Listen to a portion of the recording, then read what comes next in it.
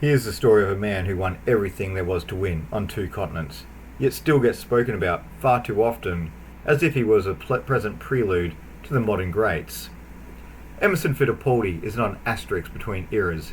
He's a double world champion who carried two different teams to the summit in Formula One before reinventing himself across the Atlantic and conquering America's biggest races at an age when most drivers have long since hung up their helmets. If the question is Emerson unfairly considered an underrated double world champion? The answer is a resounding yes. And the reason why run through innovation, risk, loyalty, and a late career redemption arc that would feel implausible if it weren't true. Let's hook with an image. It's Watkins Glen, October 1970. A 23-year-old rookie with jet black hair and watchful eyes is replacing a fallen champion. Jochen Rindt has been killed at Monza. Team Lotus is grieving and fragile. Colin Chapman needs steadiness, not swagger. And Emerson, only a handful of Grand Prix into his F1 life, delivers a win that secures Rindt's posthumous title and Lotus's constructor's crown. It's the moment a quiet Brazilian kid becomes MO, and it sets a tone for the rest of his career. Adaptable, unflappable, and devastatingly effective when the margin for error is zero. Born into a motor racing family in Sao Paulo in 1946, Emerson's path to Europe was less gilded than grafted. He raced bikes and hydrofoils before moving more to traditional single-seater ladder, arriving in Britain with the quick hands and mechanical sympathy that would become his calling card. What impressed Lotus wasn't just the raw pace, but how little he needed to go fast. The era punished ham-fisted inputs. The fastest drivers were the ones who could flow, and Emerson definitely flowed. The 1970 breakthrough win was a preface. In 1972, with the Lotus 72 matured beyond its early fragility, Fittipaldi knit together a title campaign of unusual maturity for a 25-year-old. He won in Spain, Belgium, Britain, Austria, and Italy, and clinched the championship at Monza to become, at the time, the youngest world champion in history. The Lotus 72 didn't forgive over-driving. It rewarded drivers who could carry speed onto the straights, use the downforce of its sleek wedge, and conserve tyres without drifting into passivity. Emerson lived in that brand. He was a chess player's eye for tempo, press when the race is elastic, conserve when it's taut, and never blink first. He followed it with a ferocious title defence in 1973. That season gets misremembered as Lotus dominated by Ronnie Peterson's flamboyance and Jackie Stewart's farewell precision, and the terrible toll of safety failures. But Emerson was right there, winning early, duelling late. Stewart ultimately beat him to the crown, and Lotus took the constructor's title. Yet within the dynamics of a team balancing the radiant speed of Peterson with Emerson's championship method, there were persistent paddock whispers that Lotus's attention gravitated towards Ronnie's side of the garage. Whether fair or not, the perception of Chapman's affection for Peterson's headline pace, plus the team's promotional pull around Ronnie's showmanship, left Fittipaldi sensing a tilt away from a cold-blooded title retention strategy. In that context, his decision to leave at season's end takes on a certain bravery. He chose clarity over comfort. If you want to know whether a champion is underrated, look at what happens when he moves. Emerson switched to McLaren for 1974 as the acid test. The M23 was a clever, tidy piece of kit, probably less exotic than the Lotus 72, but more versatile than many of its contemporaries, and it rewarded a driver who could stitch weekends together. Emerson Fittipaldi was definitely that driver. He harvested points with ruthless regularity, won when the maths allowed, and fought when they didn't. The crown that year came against Niki Lauda's rising Ferrari challenge and Clay Regazzoni's pressure. It was not a dominant season. That's what makes it a testament to Emerson's craft. He became a two-time world champion at just 28 years of age. Now consider the follow-up in 1975. He pushed Lauda and Ferrari as hard as anyone could, winning Grand Prix and finishing runner-up in the championship. A lazy retrospective paints him as already fading, but that's nonsense. He was in the thick of it every Sunday, the margins tight enough to be measured in tenths and tactical judgment calls. If his name gets dropped too quickly from those mid-70s conversations, it's because the narrative tends to privilege the meteoric rise of Stewart, the mythic team driver rebirth, Lauda and Ferrari, and the flamboyant genius of Ronnie Peterson. Fittipaldi was less overly dramatic and more relentlessly professional. His superpower was tyre care, race reading, tactical calm, and that doesn't exactly leap off a highlight reel. It shows up in points tables and on pit boards.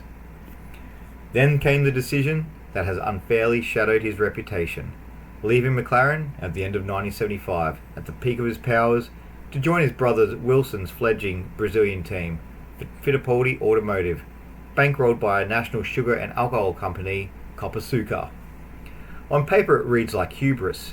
In practice it was a complex mix of patriotism, family loyalty, entrepreneurial optimism, and the very human desire to build rather than simply inherit. This is where the underrated label gets tangled. Many treat the Copersucar years, 1976 to 1980, as evidence that Emerson's speed was uniquely Lotus McLaren dependent, or that he was sliding downhill anyway. That interpretation ignores the structural headwinds, a small, geographically outlying operation trying to design and manufacture against the might of Ferrari, Lotus, McLaren, etc., and the increasingly well-funded British garagista powerhouses. Early cars were fragile and aerodynamically naive, not because the team lacked brains, but because the frontier of F1 design was moving weakly, and shouldering the double burden of driving and leading technical direction is a brutal ask, even for a two-time world champion. And yet look closer and you see flashes that vindicate the gamble's intent.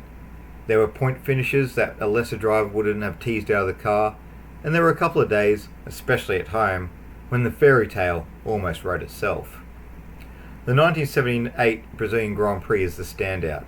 A beautifully judged drive to second at his home Grand Prix, as Emerson conjured pace from a machine that had no business sniffing the podium. That result wasn't a lucky shower or a late race attrition lottery. It was Fittipaldi, in his prime, hauling a small team onto a stage it had built but barely finished. Still, across 5 seasons, the weight of being driver, brand, recruiter, and chief salesman proved too great. The team merged with Wolff in 1980, and results ebbed.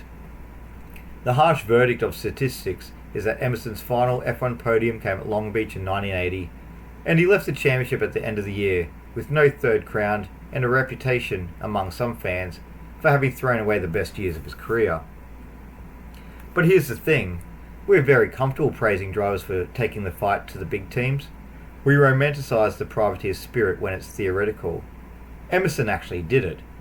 He bet on a Brazilian answer to the European establishment, and the project fell short, but the courage of the attempt and the quality of his drives on his best days deserves more credit than they get. If the Copersucar chapter dims Emerson's F1 luster to casual observers, the American chapter should blast it into neon. He turned to IndyCar in the mid-80s, well into his late 30s, and faced a paddock that wasn't interested in nostalgia. The challenge was technical and cultural, different tyres, different circuits, from flat-out superspeedways to bumpy street tracks, rolling starts, fuel strategies, pit lane choreography, and driving etiquette distinct from European open-wheel racing. Many try it, few master it, but Emerson, he thrived on it. He won his first kart race in the mid-80s and built momentum at Patrick Racing, steadily transitioning from ex-F1 champion trying his hand to genuine title contender. In 1989, at 43 years old, Fittipaldi produced the kind of campaign that redefines a legacy. He won the Indianapolis 500 and the kart championship in the same year, 2 of the most coveted prizes in American motorsport, and did it with the same blend of mechanical sympathy and racecraft that had underpinned his F1 titles. Indy 1989 ended a dramatic clash with Al Unser Jr. The pair touching wheels in turn 3 with just 2 laps remaining. Unser spun into the wall. Emerson gathered the slide and drove onto the checkered flag. The moment captures his American second act in a miniature. Old reflexes sharpened by new context. Doing the hardest thing at the hardest possible time. The move to Penske sharpened everything further. At Team Penske, the paragon of preparation, Fittipaldi found an organisation that prized exactly what it offered: deep technical feedback, calm decision making, and the ability to win in multiple ways. He took more wins, pushed for another championship, and in 1993 delivered a second Indy 500 victory in a race that pitted him against an extraordinary cast, including reigning stars of kart and a reigning Formula One world champion named Nigel Mansell. Emerson's late race composure was textbook, his pit work flawless. The aftermath became famous for a different reason though. Instead of drinking the traditional milk in Victory Lane, he chose orange juice to promote Brazilian citrus growers. A patriotic misstep in the eyes of purists, but also pure MO, the same man who had once left a super team to build a national project with his brother. He later apologised, but the message landed. He was a champion who never stopped linking his racing to something bigger than himself. By the early 1990s, the idea of Fittipaldi as underrated should have been impossible to sustain. Few drivers have crossed the Atlantic and become not just competitive, but era-defining. Fewer still have done so in their 40s. Emerson did, at tracks that punish small errors with large consequences. He added oval mastery to his road racing resume, threaded a needle at 230 mile an hour with the same grace he once used to arc a Lotus 72 through the Parabolica at Monza, and mentored younger teammates with generosity rather than ego. So why does the underrated persist? Partly because his gifts looked quiet on television. There's no single visual flourish you can freeze frame, no signature opposite lock silhouette, no consistent rain race sorcery that defined him. His mastery lives in the invisible economy of tyre wear, lift points, and brake pressure. In the why did he pit 2 laps later and how did he keep the rears alive, he made motor racing, which is always chaotic, hiding inside order, look orderly. As we humans tend to celebrate drivers who make it look like chaos because it's photographs better. There's also the Copersucar penalty. Many fans file him as the champion who left a winning car and faded. But place that decision in a modern frame. Imagine a current double world champion stepping away from a title contending seat to elevate a national project run by his family. We'd debate it furiously, praise the ambition, and expect years of turbulence before the potential payoff. Emerson took that leap. It cost him on paper, but it enriched the story in another way. And then there's the American reinvention, which some European-centric histories treat as an epilogue rather than a reascent. That's a category error. 2 Indy 500 wins and a kart title are not a graceful sunset. They're a second midday. It takes a very particular greatness to excel in both playgrounds, each with its own physics and politics. In MO, he did it for a decade. So what made MO so good across eras and series? Well, 3 traits stand out. The first is mechanical sympathy. From the Lotus era to the fuel-critical strategies of kart, Emerson was a master at running to a number without running out of speed. He kept the contact patch alive, felt the aero load through the palms, and treated the throttle like a dimmer switch, not an on and off button. In a time when races were often attritional, he finished, and he finished fast. The second is race reading. He didn't just drive his car, he drove the race. Watch his best wins and you'll see phases, each with purpose: sit in the slipstream to save fuel, extend the first stint to invent the pit window, attack on outlaps when rivals are boxed in traffic. That's part Lotus schooling, part Brazilian street smarts, and part innate. And the final is team building. Whether at McLaren during the M23's maturization, at Copersucar as driver architect, or at Penske as elder statesman, Emerson improved the people around him. Engineers trusted his feel. Teammates benefited from his setups. Long before driver debrief became media jargon, he was conducting them like a conservatoire. Mario Andretti, Formula One world champion and kart champion, a peer uniquely qualified to judge, once reflected on Emo as the archetype of the intelligent racer. Smooth, fair, and formidable when it mattered most. That's how his rivals saw him, not as a fireworks display, but as a total professional who could beat you cleanly in the open and quietly in the margins.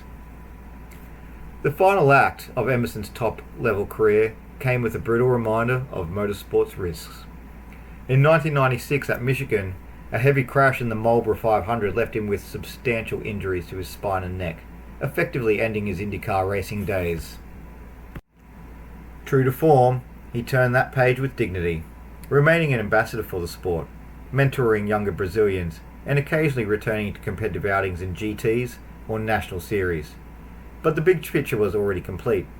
2 F1 titles, a kart title, 2 Indy 500 wins, and victory lanes on both sides of the Atlantic. When you place Emerson Fittipaldi alongside other double champions, he holds up more than well. He didn't just win in one package with one team, he validated his first crown with a second for a different outfit, then validated both by starting over in a new world and beating its best. He did all this while carrying the weight of an audacious, perhaps quixotic national team project on his shoulders, one that, even in falling short, broadened what a driver could be. And if his legacy feels quieter than it should, that may be because he spread his greatness across phases instead of concentrating it into a single 3-year blaze. For students of the sport, that's a feature, not a bug. It reveals a competitor built to last, adaptable to new technologies, new tyres, new rulebooks, new cultures. It reveals a driver who could lift a constructor, not just be lifted by one. It reveals a champion whose prime was a wide plateau rather than a jagged peak. So yes, Emerson Fittipaldi is unfairly considered underrated. Not because his numbers need inflation, they don't, but because the story they tell requires a bit more reading. When you read it, you see a racer who could be gentle to rubber and savage to lap times, who could nurse a fast but fragile Lotus, or thread a Penske between walls at 230 mile an hour. If you're building a pantheon of drivers who mastered more than one universe, he's there. If you're listing the champions whose decisions were driven by values beyond self-interest, he's there. And if you're curating the races you'd pick to deliver you a title in a season where survival and smartness matters more than raw spectacle, he's there, near the top. To finish, return to that image of Watkins Glen in 1970. A rookie forced by circumstances into leadership, carrying a team through grief with calm hands and clear eyes, winning not by a miracle, but by competence under pressure. It was Emerson in embryo. Decades later, at Indianapolis, the cup in his hand wasn't milk, and the noise around him wasn't unanimous, but the essence hadn't changed. He was still finding the line others couldn't see, and committing to it completely. That's not just a great racing driver, that is a great racing life. If you enjoyed this video, don't forget to like, subscribe, and hit the notification bell so you never miss an episode of the Racing Chronicles. We've got plenty more stories coming your way, so stay tuned for the next chapter in racing history. Thanks for watching. We'll see you next time.